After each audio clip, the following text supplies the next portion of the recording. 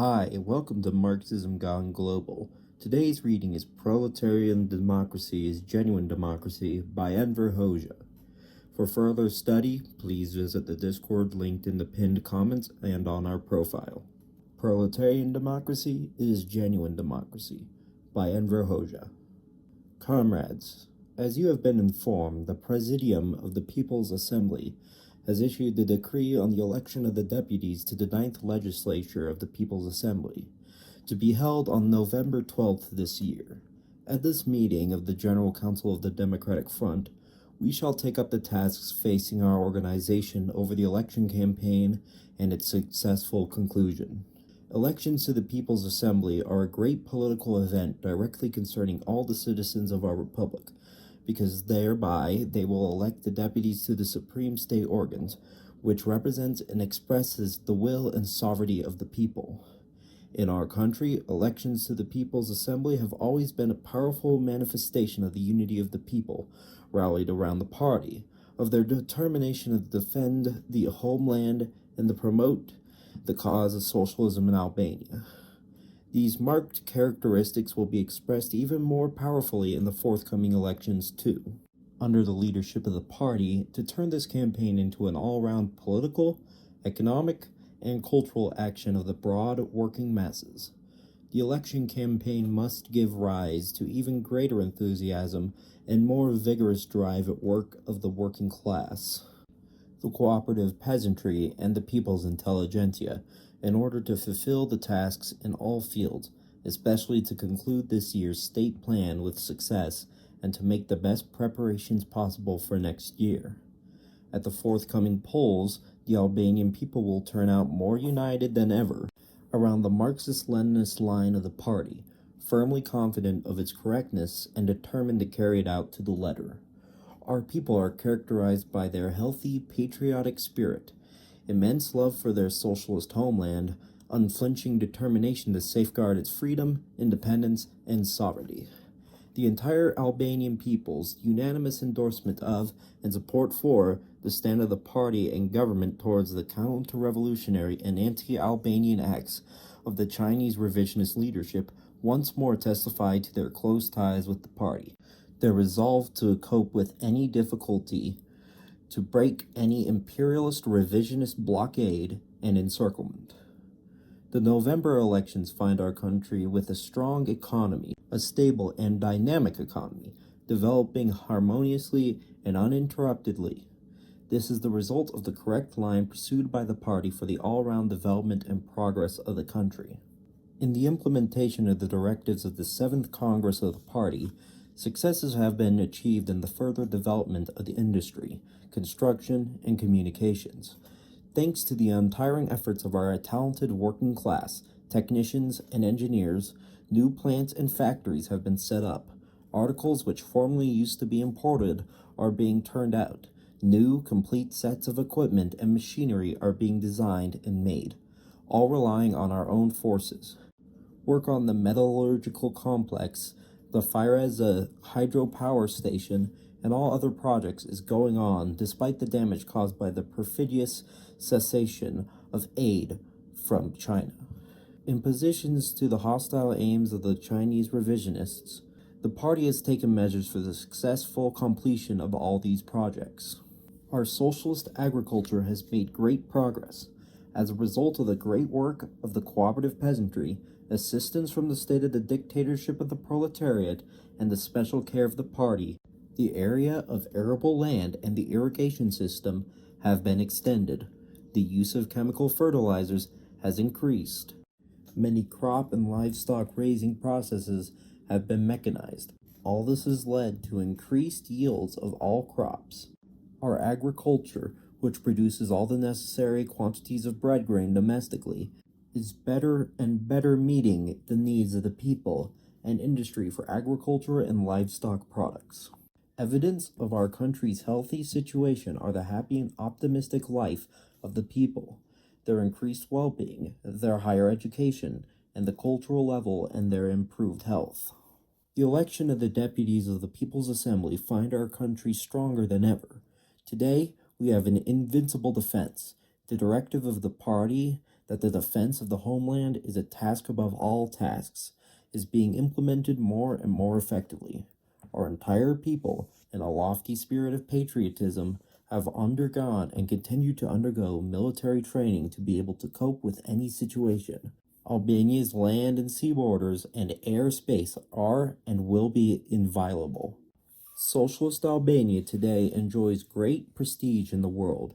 It enjoys the sympathy and support of true revolutionaries, of numerous friends and well-wishers in all countries.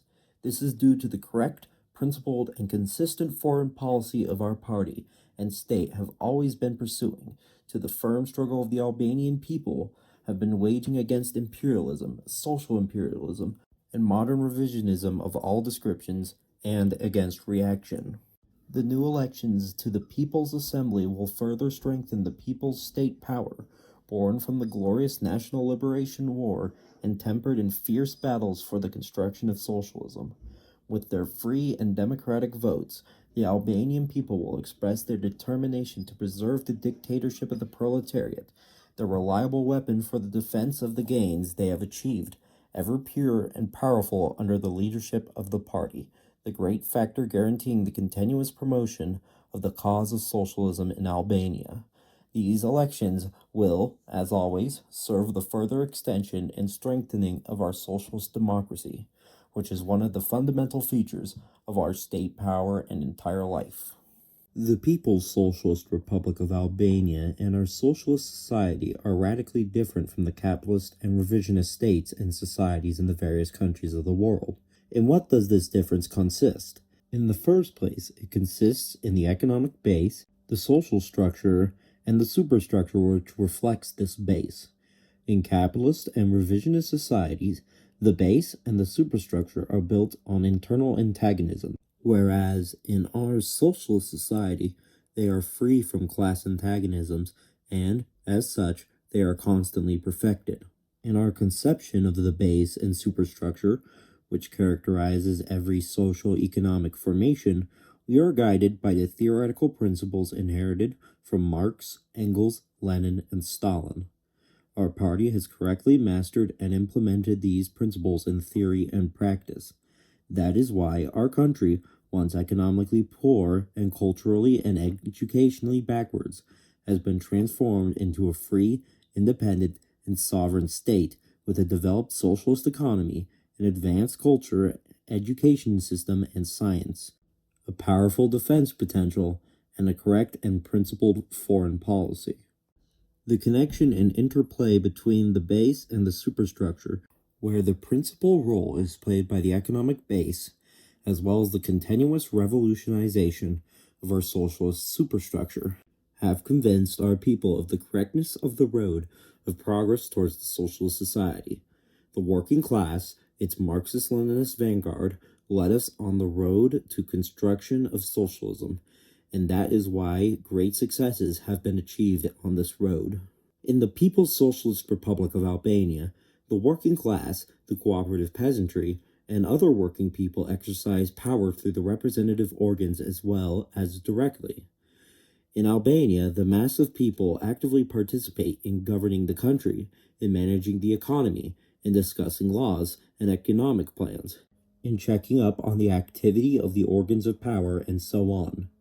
They have the right to air their views freely on all problems concerning society or themselves. They have been given this right by the party under the Constitution. Therefore, in socialist Albania alone can there be talk of democracy in the real meaning of the word, which is not only proclaimed in words, but guaranteed in deeds as well. These rights are formally proclaimed by the bourgeoisie and revisionist constitutions too, but in reality, they do not guarantee the premises of implementation of the rights proclaimed.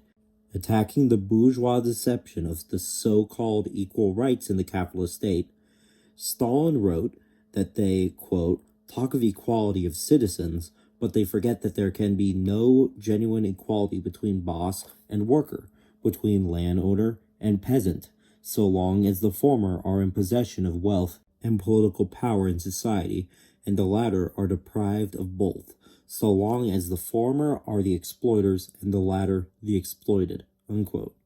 From J.V. Stalin, Collected Works, Volume 14, page 61, Albanian edition. Socialism in our country is being built successfully in the economic, cultural, educational, scientific, defense, and other fields in the interest of the broad masses of the people. Albania is steadily forging ahead towards an advanced socialist society and preserving the sovereignty of the people intact. Our constitution reads, "All state power in the People's Socialist Republic of Albania derives from and belongs to the working people." Our party has always seen to it that our country is free from foreigners in every respect, that it is fully independent from the outside world, and never endangered by the classes which our revolution has deprived of economic, political, and moral power. Our Marxist-Leninist party is inspired and nourished by Marxist-Leninist ideology, and its only aim is to raise the well-being of the people, to complete the construction of socialism under the dictatorship of the proletariat. The socialist socio-economic system cannot survive without true proletarian democracy, without close and sincere cooperation between the various strata of the working masses which the party makes conscious. Our society distinguishes itself in that it is governed by the laws of the dictatorship of the proletariat and socialist democracy. It is aware that the rights and duties of citizens are based on reconciling the interests of society and the individual, always giving priority to the interests of society. The priority of the general interests of the society must guide everybody's thoughts and aspirations. For the general interest to take precedent and the blessings of our social system to be realized, broad participation of the working masses is absolutely necessary in running the state of the dictatorship of the proletariat and the economy. We can proudly say that our country is truly socialist. There is no other country in the world where citizens are so equal before the law, where differentials between workers' wages and office employees' salaries are so insignificant as in our country. The ratio of remuneration between the workers and the highest-ranking functionaries is 1 to 2. Foreigners ask, how is it possible that the differences between salaries of high-ranking functionaries and workers' wages is so small? The answer to such a question is not difficult. This happens in our country because the state of the dictatorship of the proletariat, with its just laws, has sanctioned Marxist-Leninist principles with regard to remuneration. Referring to this problem, Lenin wrote that the turn from bourgeois democracy to proletarian democracy is, quote, "the abolition of all monetary privileges to officials, the reduction of the remuneration of all servants of the state to the level of the workingmen's wages." From V.I. Lenin, Collected Works, Volume 25, page 496, Albanian edition.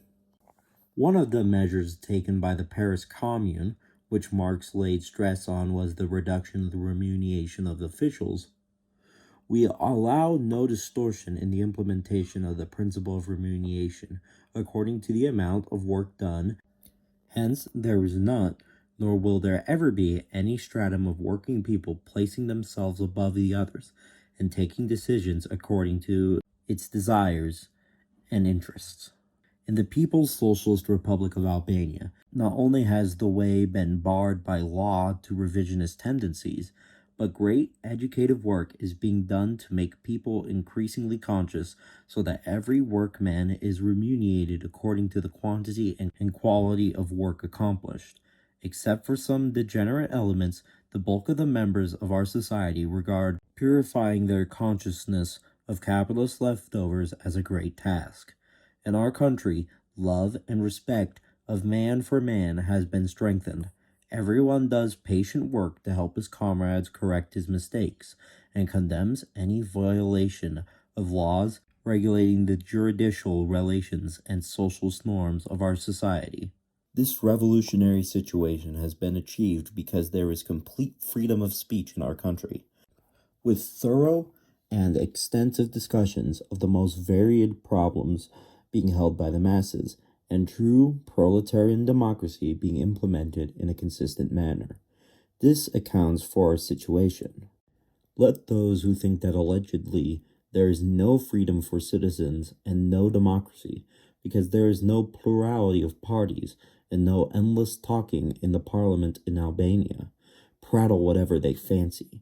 With us, comprehensive freedom for the working masses exists in the most appropriate and democratic forms. Otherwise, the country would not have flourished as it has been doing, and the monolithic unity of the people around the party could not have been achieved. Our party people unity is the key to our victory, and it is precisely with the intention of making this golden key rust that the capitalist and revisionist enemies resort to the most cynical calumnies.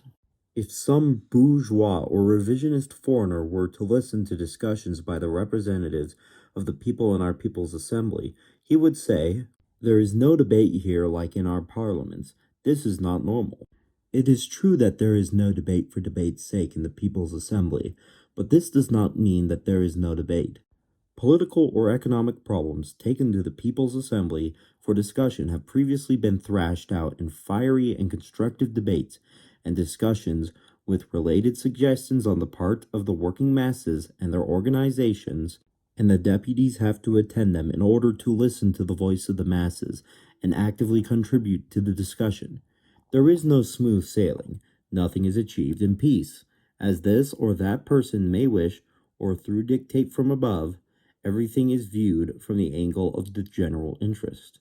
So long as the problems are discussed and thrashed out before being taken to the highest organ of the people's power for endorsement, why should we engage in debate for debate's sake, shout and scream at each other in our assembly, only in order to, quote, make a show of democracy, unquote, as in the bourgeois parliaments? It is not true that there is no debate in our organs of state power, either in the People's Assembly or in the People's Councils at all levels. Not only in the organs of state power, but even at workers' meetings, when a plan or law is taken up, much discussing takes place in the spirit of a broad popular debate, with people looking for conventional and unconventional means in order to find the most rational solutions. Such debates are possible in no country of the capitalist and revisionist world. Hence, in these directions too, the great superiority of the new socialist society is evident, and we must always work for its development, strengthening, and defense, as the Marxist-Leninist ideology teaches us. It is this society and ideology which makes possible the development of the virtues of the people, which create the most suitable conditions for the development of the economy in the general interests, and not in the interests of a class of exploiters. Socialist society and Marxism-Leninism always show the way to find the most perfect methods of administration of people's material and moral values, and placing them in the service of the homeland. In all non-socialist socio-economic formations, in all capitalist and revisionist states, society is not led by the working class, and, consequently, not by its revolutionary party, nourished by the theory of Marx and Lenin.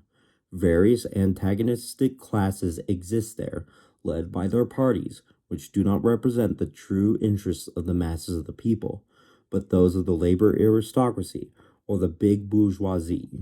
In their political activity, these parties pretend to quarrel with each other and wage an allegedly, quote, democratic parliamentary struggle. But the bourgeois parliament, quote, is given up to talk for the special purpose of fooling the common people, unquote. From V.I. Lenin, Collected Works, Volume 26, page 501, Albanian edition. The states ruled by the political parties of the bourgeoisie, no matter how they try to pass themselves off as, quote, democratic, have, in fact, not even a shred of true democracy or freedom, whether individual or social, in their activity. In some of the non-socialist countries, quote, democracy, unquote, is formally expressed in the organization of many parties, which, in the course of campaigns for parliamentary elections, through their powerful influence on the working masses, deceiving them and rigging the elections and manipulating their results, manage to send a group of their deputies to parliament.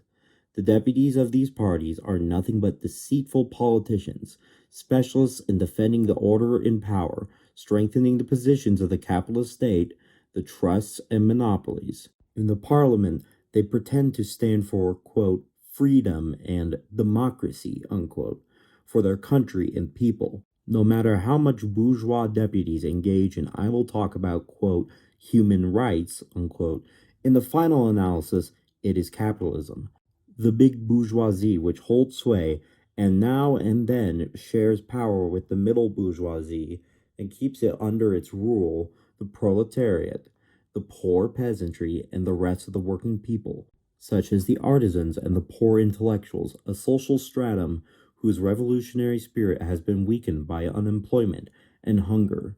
These wretched electors have to decide, as Marx says, quote, each 3 or 6 years, which member of the ruling class is to misrepresent and oppress the people in Parliament, unquote. From Karl Marx and Friedrich Engels, Selected Works, Volume 1, page 546, Tirana, 1975, Albanian edition. The political parties, whether in power or in opposition, have set up their own trade unions, which they lead through allegedly democratic forms, in carrying out protests or putting forward demands. All protests and demands encouraged by these parties have no political character. They are not intended to overthrow the capitalist order, which ruthlessly exploits the working people, but are aimed at such insignificant economic reforms as do no great harm to the bourgeoisie.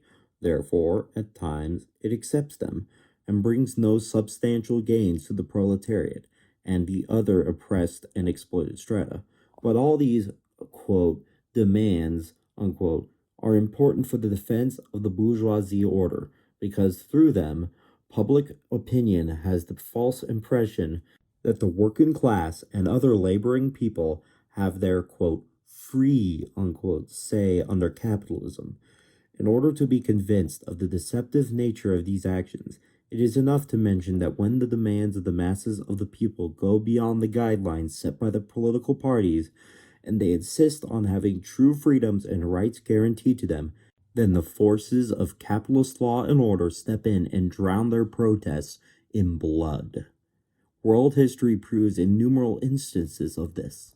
By giving their stale arguments alleging that political parties there have their own press by means of which they can air their views about the country's problems, the state power and its personnel, the capitalists try to back up their deceptive thesis that allegedly there is, quote, democracy in their social system, exposing the, quote, freedom of the press, unquote, the bourgeoisie speaks about. Lenin wrote, quote, the capitalists call freedom of the press the situation in which censorship has been abolished and all parties freely publish all kinds of papers.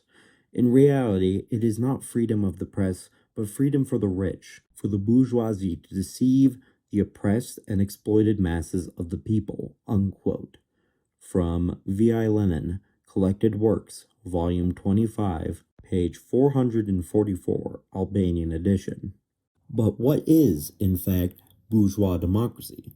It is a form of domination by the bourgeoisie within the rights and freedoms, though proclaimed, quote, for everyone, having an utterly formal and deceptive character, because in the conditions of the existence of private ownership, the socio-economic means which would ensure the actual implementation of the rights and freedoms do not exist.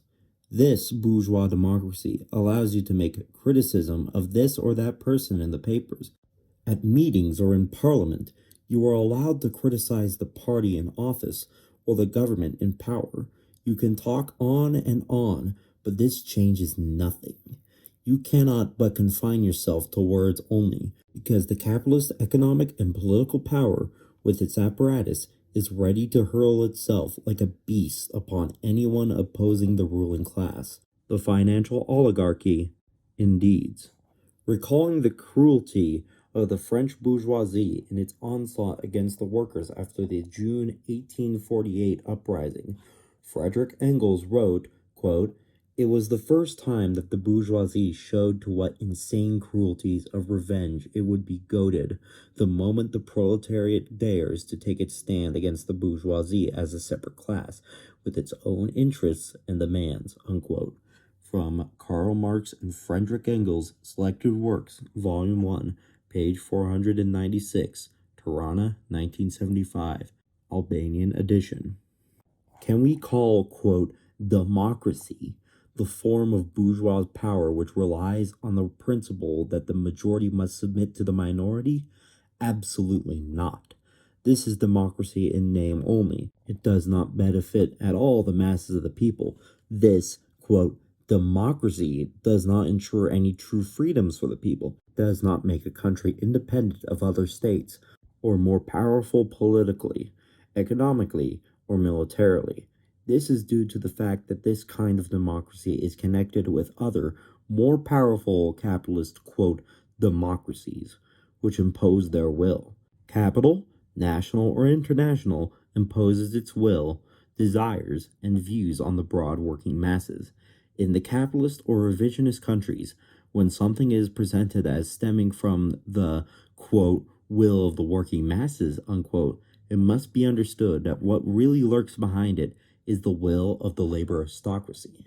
The laws approved in bourgeois and revisionist parliaments express the will of the ruling class and defends its interests. The parties of capital, which make up the parliamentary majority, profit from these laws. But the other parties, those which are allegedly in opposition and often represent the interests of the labor aristocracy and the rich peasants, do not fail to make profit either. These, quote, opposition parties, which pretend to stand up against the parties of the parliamentary majority, which support big capital, clamor, quote, criticize, and so on. Yet all their clamoring and criticizing does nothing to end unemployment, emigration, or inflation. No amount of screaming by the parliamentary opposition can prevent price rises, chaos, and degeneration of life, or even crime, killings, holdups, and kidnapping going on day and night in the streets from becoming more and more alarming.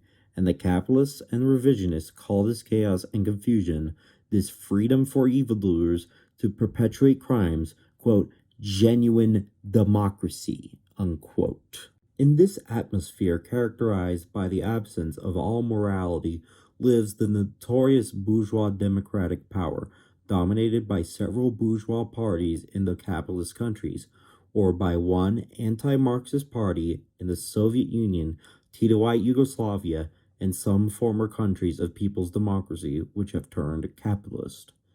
Up till the time of the spread of Titoite and Khrushchevite modern revisionism, the so-called pluralism was confined to participation of such pseudo-democratic parties, radical, socialist, social democratic, and of many similar appellations in the oppressive capitalist power.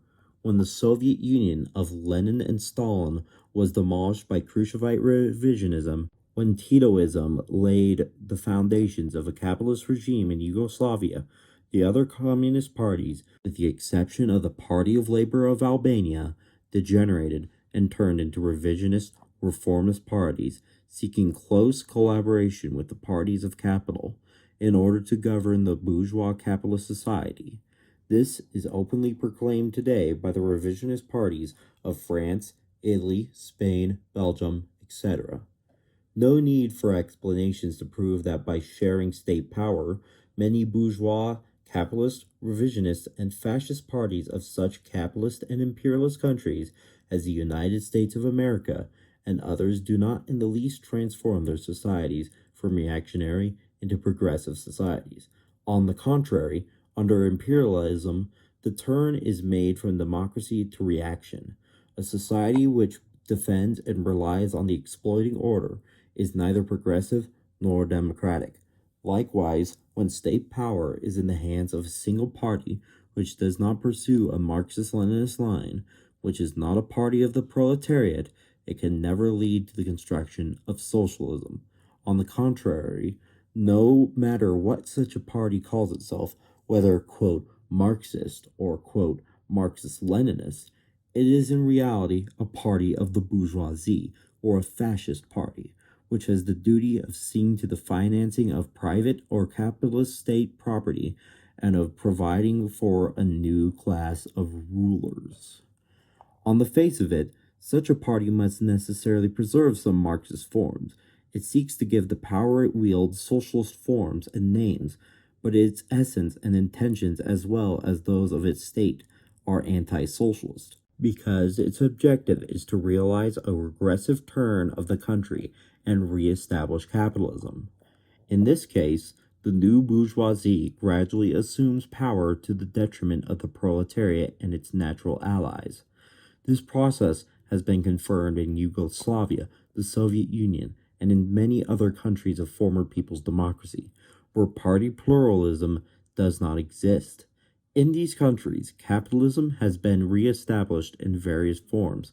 A class of new exploiters is emerging and growing strong. If the country, which goes through this regressive process, is big in territory, population, or economic potential, the state of this country turns social imperialist, and if, on the contrary, the country is small, its state becomes a satellite of world capitalism, dominated by foreign capital and neocolonialism, which exploit the wealth of the country and the toil of its people. Thus, all the so-called democratic states, whether with a system of pluralism or one in which a single non-Marxist-Leninist party rules, do not want to substitute the new social society for the old exploitative capitalist society. There can be no genuine freedom, democracy, independence, or sovereignty for the people in the old society where private ownership and capitalist exploitation exist. Quote, the dictatorship of the proletariat alone, Lenin teaches, can emancipate humanity from the oppression of capital, from the lies, falsehood, and hypocrisy of bourgeois democracy, democracy for the rich, and establish democracy for the poor, that is, make the blessings of democracy really accessible to the workers and poor peasants. Unquote. From V.I. Lenin, Collected Works, Volume 28, page 424 to 425, Albanian edition. Capitalist exploitation cannot be realized without intensive political propaganda to befuddle people's minds or without a number of drastic laws to limit the rights of working people to the extreme. The large propaganda apparatus at the disposal of the bourgeoisie is at work every minute of the day against the proletariat and its dictatorship, against the people who have thrown themselves into the struggle for the defense of their rights. The entire economic and political potential of the capitalist revisionist countries is in the hands of a handful of magnates, wealthy people, who have set up an extensive and strong network of state mechanisms in order to maintain their power through violence. The army, the police agents, courts, and other means of class coercion, which severely clamp down on any opposition, individual or collective, on the part of the proletariat and other working people, which stamp out people's revolt, serve this goal. The bourgeoisie and revisionist champions of the capitalist state present nationalization of some sectors of the economy, of transport, etc., as a symptom of the, quote, transformation of the capitalist system.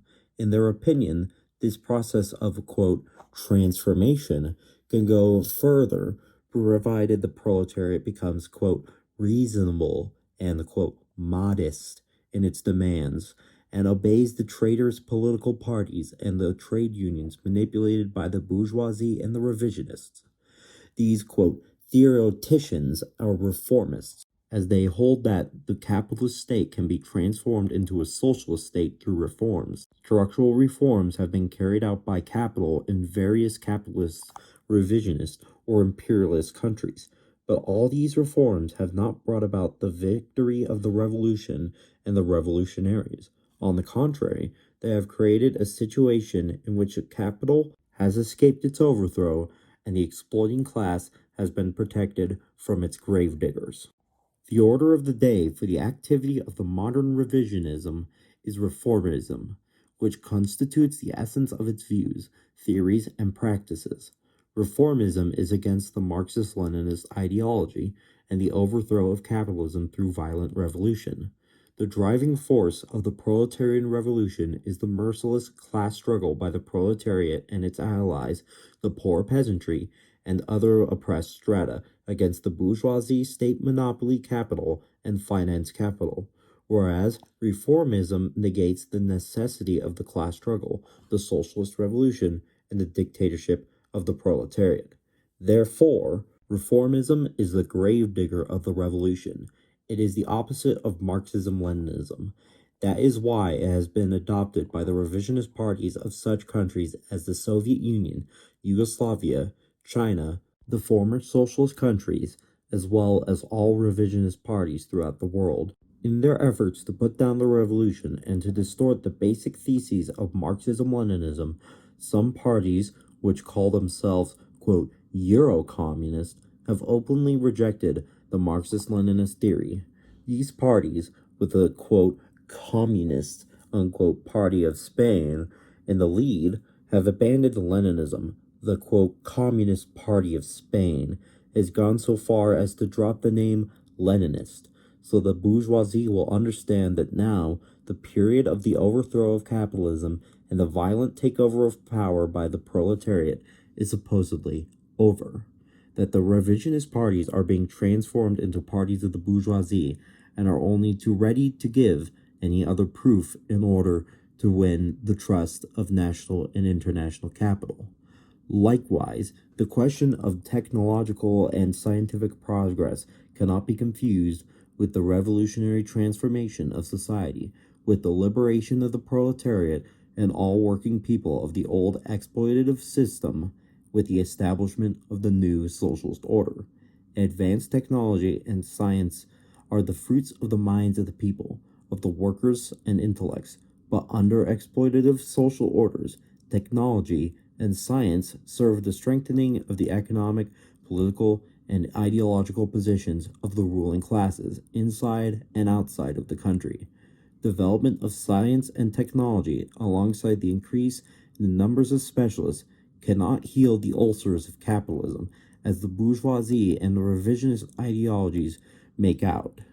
Experience shows that the productive forces may develop and science and technology may progress, but for the transition from capitalism to socialism, the violent socialist revolution is irreplaceable.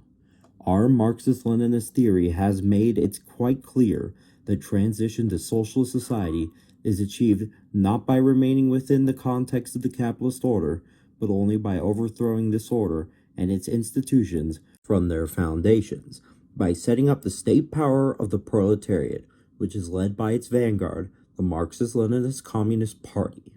The policy of our party and state supports the oppressed rising in revolution and fight the oppressors who are doomed to disappear as a class.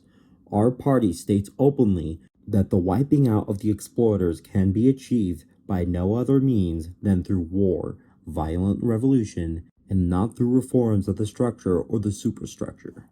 For the complete and genuine liberation of the working class and all working people of the world to be achieved, it is necessary to overthrow the old power from its foundations and establish the new state of the proletariat in its stead.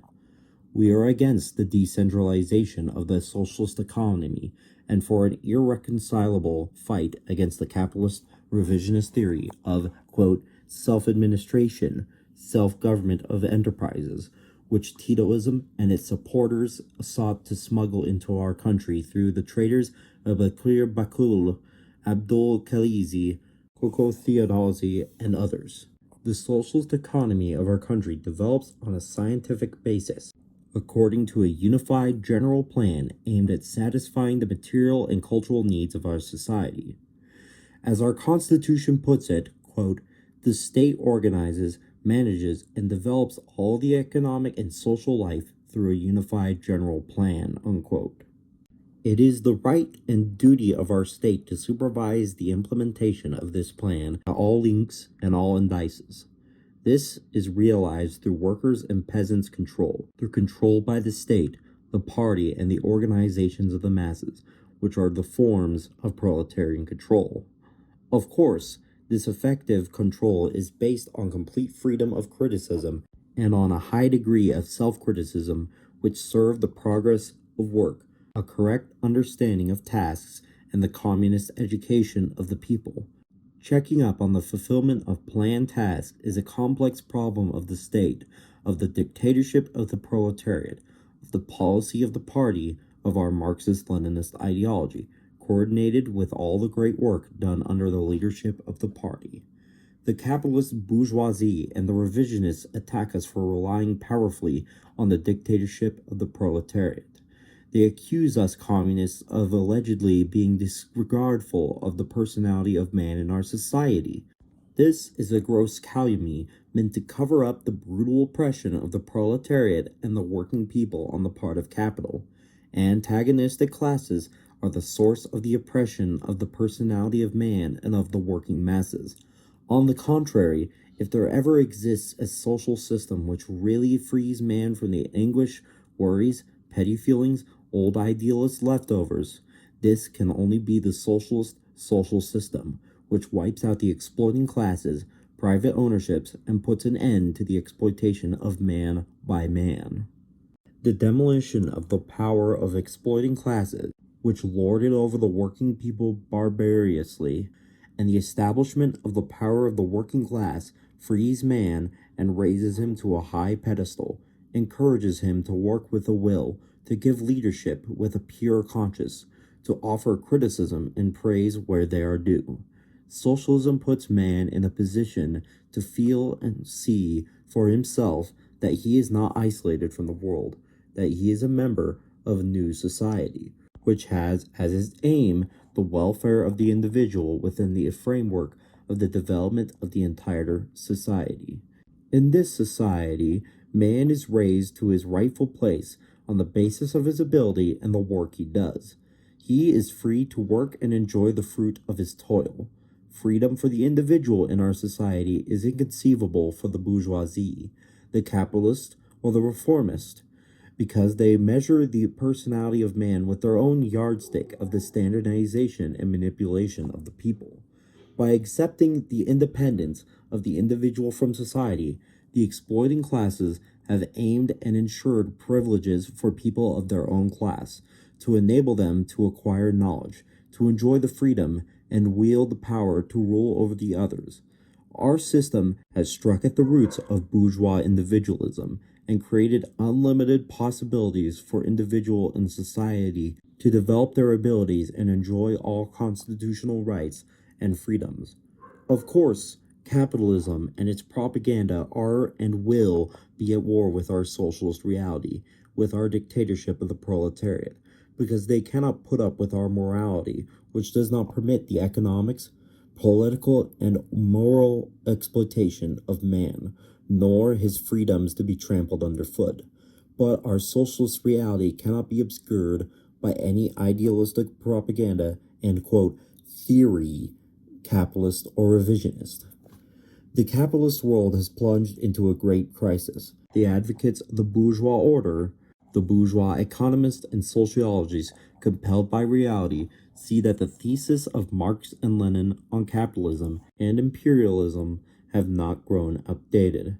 That in the present capitalist society, capitalism and imperialism are in a process of deterioration, just as Marx and Lenin predicted.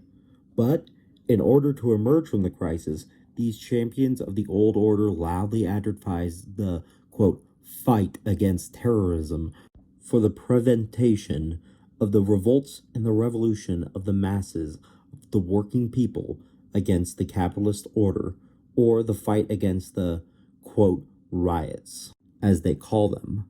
Otherwise, these sociologists and economists of the bourgeoisie cry in despair, capitalism cannot emerge from the crisis and, quote, stabilize its system. The capitalist and revisionist countries, where they pretended that man allegedly enjoys all democratic freedoms and, quote, blessings, are seething with mass protests. If there is real freedom and the masses enjoy all material blessings as they pretend, then why are the millions of people continually turning out in the streets and clashing with the police of the bourgeoisie? It is in plain that the masses are protesting because their life is far from good. that they suffer economically, politically, and in many other respects. Therefore, they try to overthrow the state, which is against genuine democracy. The bourgeois states of the period of the domination of the state monopoly capitalism seeks to give the impression that the laws there is made by the parliament, where various parties, allegedly elected by universal suffrage, are represented. But it is common knowledge that the system of elections and the many restrictions imposed on it by law enable only those political parties which are the strongest pillars of capital always to gain the majority in parliament. The parliamentary game in these countries is a mere masquerade. It is a means serving the power of the bourgeoisie to give the false impression that there is, quote, democracy, and to present this false democracy as real. The high organs of state power and of the capitalist and revisionist administration are in the hands of the, quote, delegates of a power which is not sanctioned by law, which formally has nothing to do with the government, but which governs in fact. This is the power of the big capitalists, who, through their power of their money, have placed their handyman in the government and in the parliament to defend their interests from the, quote, troublemakers, from those who rise in revolt and want to recover the rights which the capitalists have robbed them of. To this entire fraud, the champions of capitalism and revisionism give the name, quote, genuine democracy, unquote. Lenin said that, at given moments, the tribune of the bourgeois parliament may be utilized by the revolutionaries as one of the forms of their legal struggle in order to expose the capitalist system. However, at the same time, he stresses that this should not create the illusion among the communists and the masses that power can be seized through the parliamentary road. In the bourgeois, capitalist, and revisionist society, quote, parliamentary cretinism is that form of, quote, democracy which the bourgeoisie uses to conceal the oppressing nature of its own state power, which it wields through the majority of the seats it secures in elections. But, in addition to state power, the bourgeoisie also wields great extra state power, that is, through monopolies, trusts, joint companies, and their investments inside and outside the country. This power of big private property constitutes the economic force which appropriates the toil of the working people inside or outside the country, and is in a position to buttress the superstructure which suits the rule of ferocious capital better. The bourgeoisie superstructure is a means for the implementation of a policy of enslavement of the peoples, a military, ideological, and political force against the proletariat, the poor peasantry, and working intelligentsia. It also endeavors to bring about the degeneration and destruction of the norms of proletarian morality in order to spread the rotten bourgeois morality in the real meaning of the word. The bourgeois parliamentary opens its doors to the, quote, elected, but the dictatorship of the bourgeoisie does its own job. There carry on endless discussions. Vote follows vote, and things continue to the liking of those who make the laws, the rich, the owners of the trusts, monopolies, and the banks, whose power, the second capitalist state, manipulates the parliament and the government in spite of the fact that such manipulation is not stipulated by the Constitution in force. Proceeding from these reasons, Lenin wrote, quote, in any parliamentary country, the real business of the state is performed behind the scenes and is carried on by the departments, chancelleries, and general staffs, unquote. From V.I. Lenin, Selected Works, Volume 11, page 174, Tirana, 1958, Albanian edition. In Albania, the National Liberation Councils, which were created under the leadership of the party at the time of the anti-fascist National Liberation War, and strengthened after liberation and during the period of the construction of socialism, are organs of the dictatorship of the proletariat, elected by the people and representing the will and desires of working people. The representative organs of the people in the state power are the people's assemblies and the people's councils under the Constitution of the People's Socialist Republic of Albania. Quote, the representative organs direct and control the activity of all other state organs, which are responsible before them and render account to them. With us, democracy is not a game to mislead the people. On the contrary, it is put into practice. Here, there is no dual power, one recognized by the law and the other existing de facto. Here, there is only one unified state power, which stems from the people and belongs to them.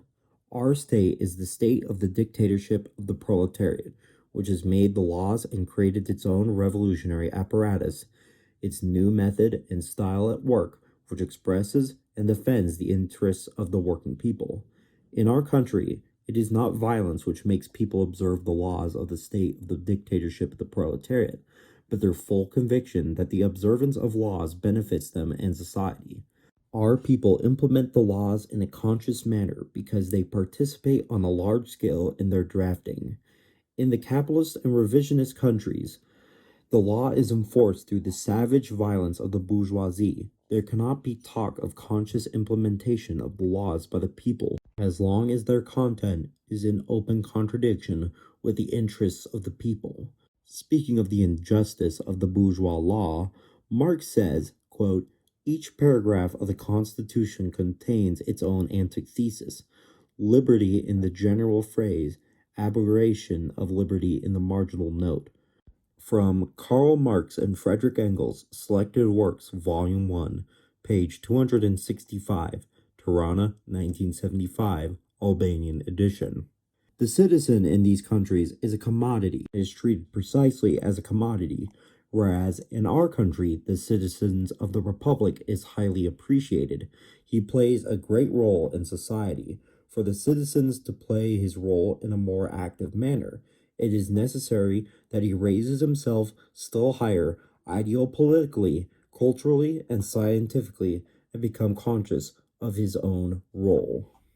Comrades, the task of the Democratic Front is to ceaselessly fight for the defense and development of our democracy, this major victory of the party and the people, and to implement the laws and norms regulating socialist life. It must work unceasingly to solicit the opinion of the masses ever better, to help them have their say on all state and social problems, so that the workers and peasants exercise their control over the state, economic, their organs. Our Democratic Front is not an amorphous, lifeless organization. On the contrary, it is an organization with such political dynamism that it looks at every problem from the revolutionary angle and finds the most suitable forms for its solution in a revolutionary manner. The Democratic Front is led by the Party of Labor of Albania, which is the vanguard of the working class and expresses the ideas, aspirations, and policy which brings benefit to the Albanian people, while it exposes and fights everything which may harm our socialist homeland. Thus, the policy of the Front is a monolithic, consistent policy because in the Front there are no antagonistic political trends, no various parties defending the interests of different classes. The political struggle of the Front tallies to the hilt with the policy of the party, with the policy of our socialist state. The policy of the Democratic Front of Albania reflects and supports the revolutionary laws of our People's Socialist Republic. The enemies of our country abroad think that the policy of the Democratic Front of Albania is an inert, stereotyped policy devoid of content. They want the policy of our front to be a confused and contradictory policy, a product of various tendencies of contending views and aims, because this alone, they claim, is democracy. These opponents of our front, our revolutionary organization, are not in a position to understand that when the people are united, as our people are, they can and actually do hold correct, clear, and unified political views on principles and objectives. And when we say unified, we do not mean a lifeless and stereotyped policy, but a policy which is in a position to give solutions to all problems, whether complicated internal problems or very intricate external ones, through debate and discussion. Where does all this strength and maturity of the Democratic Front come from? precisely from the fact that the content of this organization is really democratic, because our front is an organization of the broad masses, led by the Marxist-Leninist Party, which represents the most perfect democracy, the genuine democracy of the proletariat. The proletariat and its party are always in war and in revolution for the construction of a happy society for the people, a free society, a democratic society, a society which with every passing day rises higher and higher in its economic and intellectual development, in its healthy proletarian knowledge and morality. And this is done through continuous creative work, which calls for strenuous efforts and democratic debate. Our Democratic Front pursues this policy and fights to achieve these objectives. The implementation of such a policy cannot be the work of an organization created only for the sake of appearances, whose aims would be to mislead the masses of the people at home and abroad to show that there exists a political organization at a time when such a thing is non-existent. How does our Democratic Front see world developments? Our front sees them with a realistic eye. This means that it is orientated by materialist dialectics, by historical materialism. It relies on our scientific ideology, on Marxism-Leninism. It is precisely this which does not allow the policy of the party, which is also pursued by the front, to be a baseless, wavering, pragmatic, and unprincipled policy. The policy of the Democratic Front is, therefore, a policy with class character, and when we say with a class character, we mean it is always present in mind the class struggle being waged within the country and in the international arena, and bases itself on it. Our Democratic Front encourages sincere love for the peoples of the world, and in the first place of the people seeking liberation, languishing under the bondage and the heel of capital. This policy of the front gives all-out support to these peoples for their aspirations.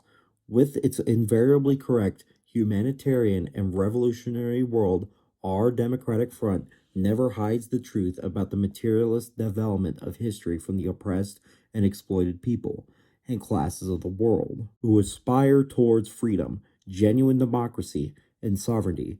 It never hides from them the fact that their victories cannot be achieved without fierce class battles, without efforts leading at times even to bloodshed against the capitalist oppressors and exploiters. This is the basis of the Marxist-Leninist policy of the Democratic Front, which is also the basis of the policy of the Party of Labor. This policy of the front is a policy which supports and complies with the interests of the struggle, which the world proletariat, the long-suffering, and the oppressed peasantry are waging. It supports the struggle of the poor people of the town, the progressive intelligentsia, the youth, all those who want to build a dignified, worthy, and decent life, to win everything by their sweat, which must not serve to fill the pockets of the thieves and the capitalists. In our policy, we do not budge from these principles. Our Democratic Front cherishes feelings of love for the peoples of the world, and similarly, the peoples of the world love the Albanian people. Albania is a typical example of a small country which enjoys great sympathy everywhere in the world, which builds socialism by relying on its own forces, quote, frying in its own grease, as we Albanians say. Its aim is not to instigate wars, to conquer countries and people. Hence, it's a people desire to live in terms of friendship with other people. That is why their sympathy for the Albanian people is great, all too evident and tangible. The various peoples of the world live under regimes different from ours. They are not governed by such regimes as the dictatorship of the proletariat, which is established in our country. The governments there do not pursue the same policy as ours. Therefore, without budging from its basic principles, our state of the dictatorship of the proletariat, and consequently our Democratic Front, with the party in the lead and inspired by it, are able to make the necessary analysis of the evolving situations in the world, the individual characteristics of the various states, the aims and objectives of the states towards their own peoples, other peoples, and especially our people. This helps build a correct and sound policy and not a policy based on passing circumstances.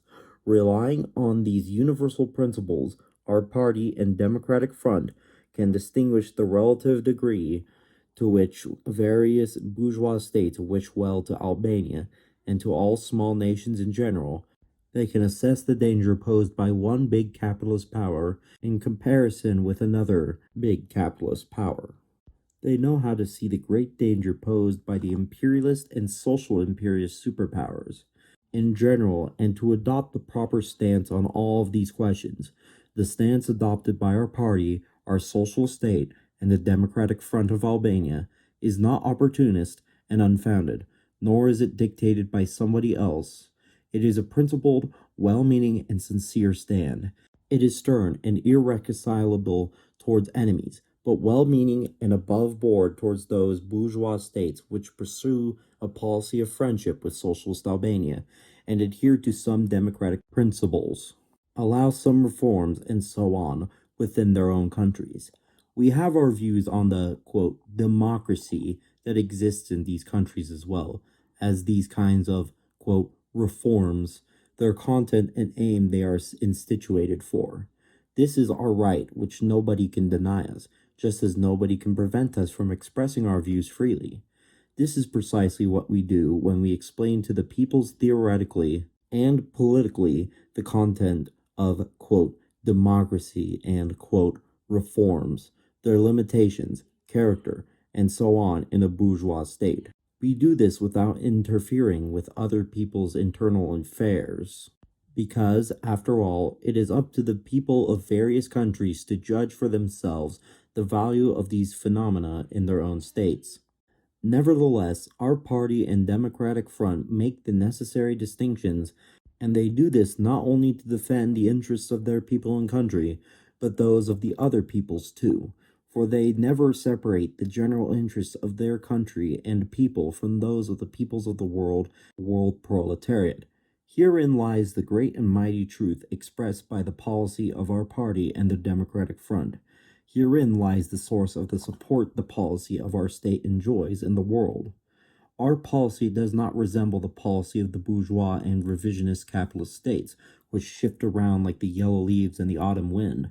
No, our policy has not turned, nor will it ever turn, from the principles that we must and will be brothers with the peoples, united with them for our common aims of true freedom, democracy, sovereignty, and independence.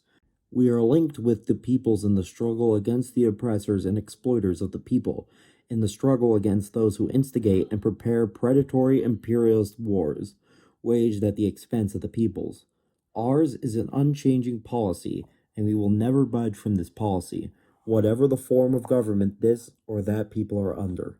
Therefore, the declaration by Socialist Albania that it wishes to live in good friendship, especially with the neighboring countries, and that it regards their people as brothers, is an undeniable truth. We are pleased to see that some leaderships of these and other countries, though under different social regimes, pursue a well-intentioned policy towards our country.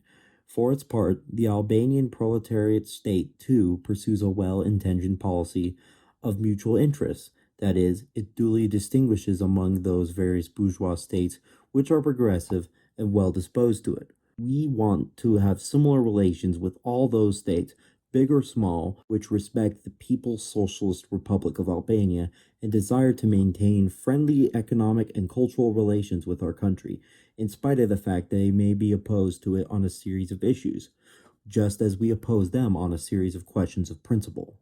We declare that the ill-intentioned relations are always harmful and fraught with danger, and it is difficult to conceal them.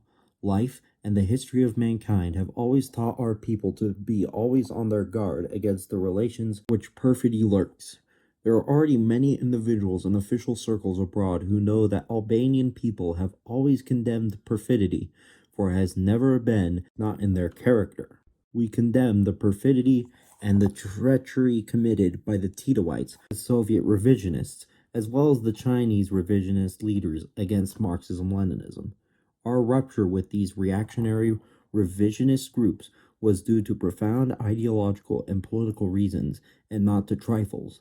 They were not only of a national character, because they do not affect Albania's economic interests.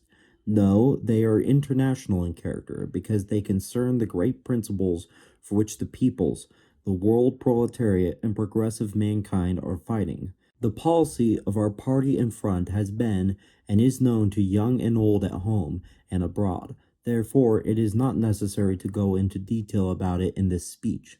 I would only like to drive home, especially to some circles abroad, that the policy of our party and the Democratic Front of Albania will not facilitate or depart, however little, from its correct, definite, and permanent principles based on Marxism-Leninism.